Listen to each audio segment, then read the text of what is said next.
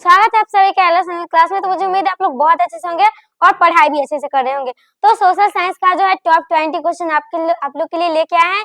तो मुझे उम्मीद है आप लोग इस वीडियो को लास्ट तक देखिएगा।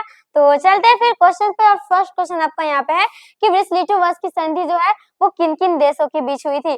तो रूस और इटली, रूस और फ्रांस, रूस और इंग्लैंड, याद रखिएगा रूस और जर्मनी के बीच हुआ था। ठीक है, नेक्स्ट प्रश्न आपका यहाँ पे है कि मार्च 1946 में फ्रांस तथा वियतनाम के बीच होने वाला समझौता जो है वो किस नाम से जाना जाता है। टिस्सिन, कैटन, होचिनमी या फिर जो इनमें से कोई नहीं। याद रखिएगा इनमें से कोई नहीं, क्योंकि वो जाना जाता है हनोई समझौता के नाम से। ठीक है, चलते हैं फिर नेक्स्ट प्रश्न पे। किस नाम से जाना जाता है? हनोई समझौता के नाम से।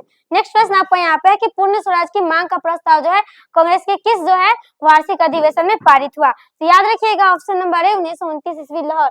नेक्स्ट प्रश्न आपका यहाँ पे है कि भारत के लिए पहला फैक्ट्री एक्ट कब पारित हुआ। तो भारत के लिए पहला फैक्ट्री एक्ट जो है ये कब पारित हुआ था। तो याद रखिएगा 1881 में। ऑप्शन नंबर इसका सी बिल्कुल ही सही हो जाएगा। नेक्स्ट प्रश्न आपका यहाँ पे है कि वल्लभ भाई पटेल को सरदार की उपाधि जो है किस किसान आंदोलन के दौरान दी गई थी। तो याद रखिएगा बारदोली के दौरान दी गई थी। ऑप्शन नंबर है आपका बिल्कुल ही सही हो जाएगा। नेक्स्ट प्रश्न की पूंजीपति वर्ग के द्वारा जो है वो किस वर्ग का शोषण हुआ। तो याद रखिएगा ऑप्शन नंबर सी कृषक वर्ग। नेक्स्ट प्रश्न आपका यहाँ पे है कि आधुनिक युग में अर्थव्यवस्था के क्षेत्र में होने वाली सबसे बड़ी क्रांति जो है वो कौन सी है। तो याद रखिएगा कौन सी है, याद रखिएगा ये आपका जो है हो जाएगा औद्योगिक क्रांति। नेक्स्ट प्रश्न आपका यहाँ पे है कि भूमंडलीकरण की शुरुआत किस दशक में हुई। तो भूमंडलीकरण की शुरुआत जो है वो किस दशक में हुई। 1990, 1960, 1980, कौन से दशक में? 1990 के दशक में हुई थी। नेक्स्ट प्रश्न आपका यहाँ पे है गुटेनबर्ग ने सर्वप्रथम किस पुस्तक की छपाई की।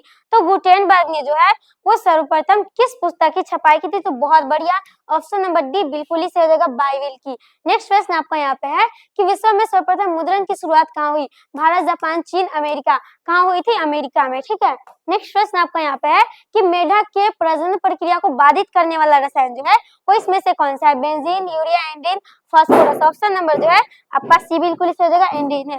नेक्स्ट प्रश्न यहाँ पे है कि बिहार में अति जल दोहन से भूमिगत जल में जो है किस तत्व का संकेंद्रण बढ़ा है। तो याद रखिएगा फ्लोराइड, क्लोराइड, आर्सेनिक, लोहा। ठीक है, तो आर्सेनिक का सी ऑप्शन बिल्कुल ही सही। नेक्स्ट प्रश्न आपका यहाँ पे है कि संविधान की धारा का संबंध जो है वो किससे है।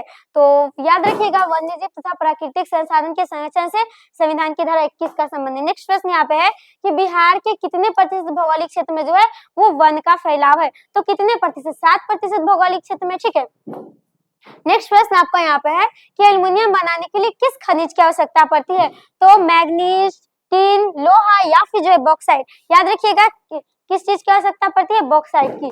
नेक्स्ट प्रश्न आपका यहाँ पे है कि भारत के लिए जो है भारत के किस राज्य में सौर ऊर्जा के विकास की सर्वाधिक संभावना है। तो भारत के किस राज्य में सौर ऊर्जा के विकास की सर्वाधिक संभावना है। असम, अरुणाचल प्रदेश, राजस्थान।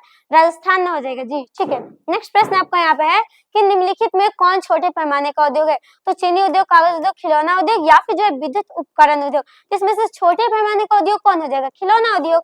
नेक्स्ट प्रश्न आपका यहाँ पे है कि देश में कितने विशेष आर्थिक क्षेत्र विकसित है। तो देश में जो है कितने विशेष आर्थिक क्षेत्र विकसित है। तो याद रखिएगा ऑप्शन नंबर ए।